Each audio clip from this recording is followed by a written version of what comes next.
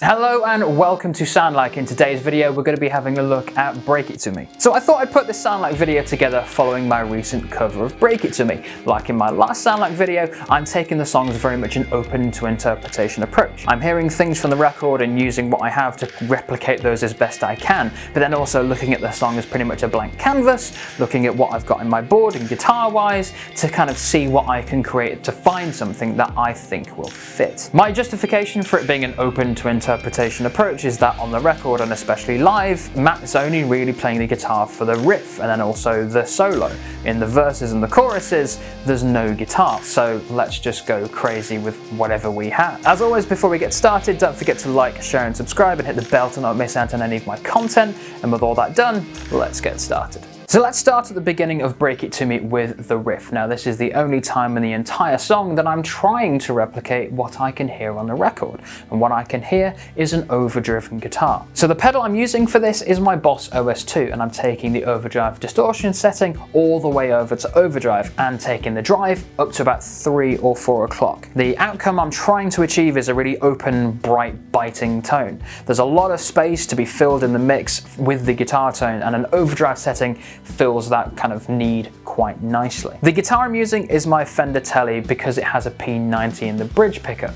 The original recording to my ear very much sounds like the guitar is using a P90 as well. It's quite a bitey and driven tone that really couples up quite well with an overdrive sound. I would argue that the pickup choice is not the most important aspect to focus on. What I would say is getting an overdriven signal if you are trying to replicate, or at least a little bit, what you can hear on the record. If you're not that bothered and you want to go for just a driven sound, whether it's overdriven or distorted or even fuzz, go for it. But if you want to try and get something that's going to fit very much in line with the original recording, focus on an overdrive sound.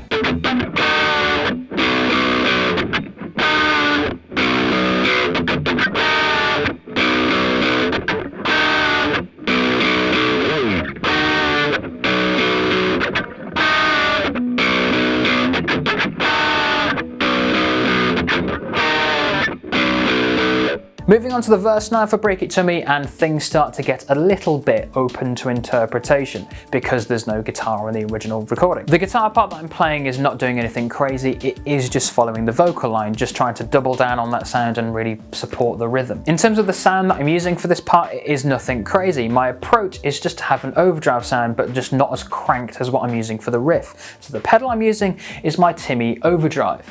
The gain is at 12 o'clock, the treble at 3, and the bass at around 11. To me, this pedal is perfect for what I'm trying to achieve. It's punchy and doesn't overstay its welcome, and it's also quite a generic sound, so for all the kind of like beginner guitarists out there, it's a very achievable sound. The more complicated sounds we're going to get to on in a bit. In the meantime, this is what the sound sounds like.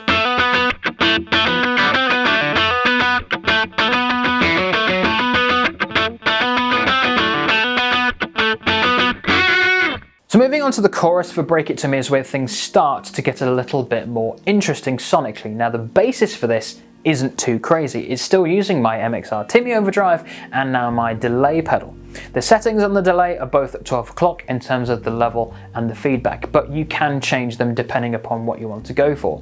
Increasing the level will make the delay sounds louder, and increasing the feedback will have a more kind of ball of noise sound as well. If you want to go for that, go for it. The interesting part of the signal chain is at the end, where I'm introducing my whammy pedal. It's a trick that I've used on quite a few of my Sound Like videos. I don't do it a lot, but it helps to build an ambience quite well. So it's taking the whammy pedal and setting it to one of the detune settings, but with the treble turned all the way down, so the effect isn't actually really being used. What's actually happening is the delay that happens for the digital processing via the pedal. To me, what it really does is just delaying that signal really opens up that stereo field a little bit more. It's not a vital technique, it's only something that I'm using because of my Boss ES8, which allows me to have a stereo mix. So I'm only putting the whammy on one of these channels, because if it was affecting both, it wouldn't delay the signal relative to the other signal. It would be affecting the entire thing. It's not important, and the main thing to focus on here, I would say, is to introduce some delay. Moving away from what the pedals are doing and focusing on what the guitar's doing,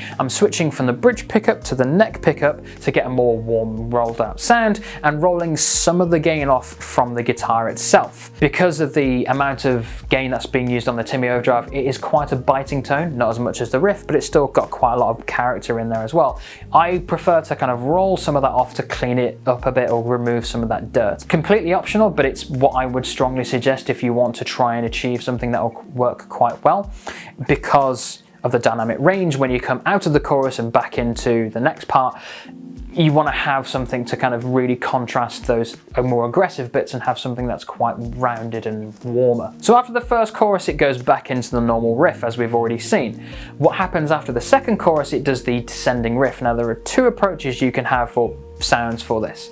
Sometimes I still use the chorus sound where it has the delay on it and you're doing that descending riff and it sounds great. Pickup selection may not matter, it depends really what you want to go for. I tend to favour the neck pickup still, to then really launch and bounce into the riff again with the bridge pickup, and it sounds a lot more bitey and crunchy. Or you can go for a more dramatic sound, whether that's the riff tone you're using or something a bit more crazy.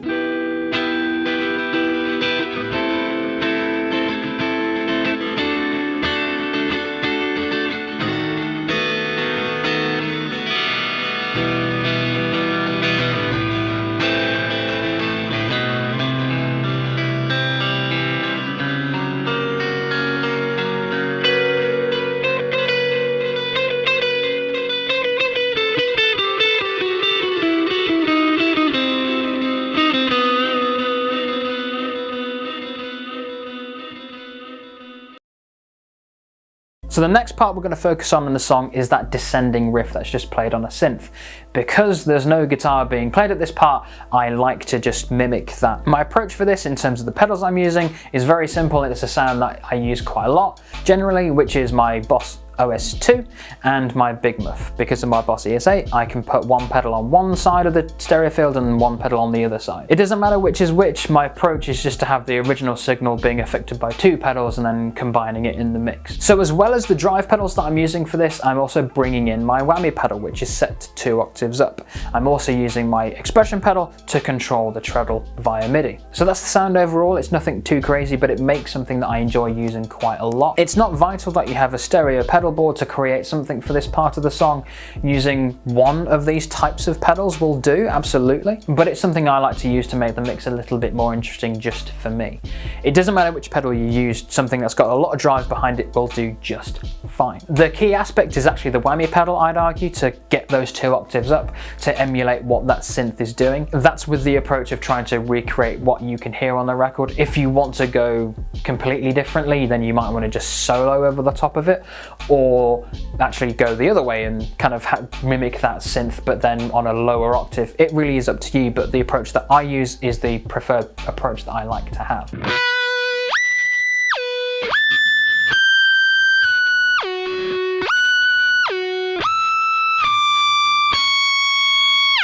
So the last part of Break It To Me that we're going to be looking at is, of course, the solo. Now, this is the most open to interpretation part of the entire song. The first thing that I'm going to show here is the drives that I'm using, and that is my Boss OS2 and my Big Muff, split on either side of the stereo field because of my Boss ES8. If you have a mono board, I would suggest just focus on having a pedal that's going to get really bright and a lot of grit out of there. Maybe something that you've already used before, but if you've got something that you haven't used yet, there's definitely an argument to use that to create a new sound that you haven't used yet. My justification for using both of these pedals, which have appeared together previously in the song, is that the whammy pedal, which is also used with it, creates a very different sound compared to what these would do on their own. So, or relatively speaking, it is a new sound. The most interesting part of the sound that I'm using here is, of course, the Kaoss Pad, which is set to setting 75. It's not vital at all. If you don't have a Kaoss Pad, there's definitely still an argument that you can still create something that's going to fit, whether you want to just scrape the strings with your pick and use a kill switch. If you don't have a kill switch, scraping the strings is still going to work. If you don't want to do that, you can then get some feedback off of your amp and take a very much Tom Morello style approach.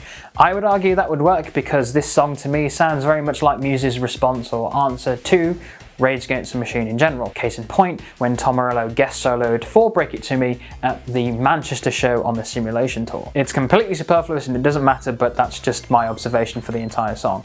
In terms of the sound that I'm getting out of this, yes, the Kaoss Pad is in there and it is then being affected by the drives and then going into my Logic arrangement. But there's still something I'm using that I haven't described yet, which is a plugin that I have not featured on a Sound Like before. I've used it quite a lot on my own music that I've made, and that is the Portal plugin. It's a great sound overall that I'm getting out of it in terms of the presets within there. There's friggin' loads to choose from drives and delays and reverbs and modulations and all sorts of crazy stuff. My aim for this plugin is just to find a kind of stutter type effect where it can take the signal and then just repeat it quite quickly. Something that's going to sort of emulate a bit what the original record sounds like, but then not very well, then does its own thing. Again, I'd say this is very much open to interpretation, but you want to have something that's going to fit quite well. So I'm going to show you what this can sound like with and without that plugin as just an example. If you want to get creative in other ways, absolutely go for it. But the main thing to take away from this particular section of the song is just go crazy. Find a drive that's really going to push your sound and get something out of it, whether it's going to be just doing a normal solo with your scales over the top of it, or you want to get just weird noise and go crazy with it. This is your opportunity to look at your board and really ask of it, how crazy can you get? So with that in mind, this is what I can come up with.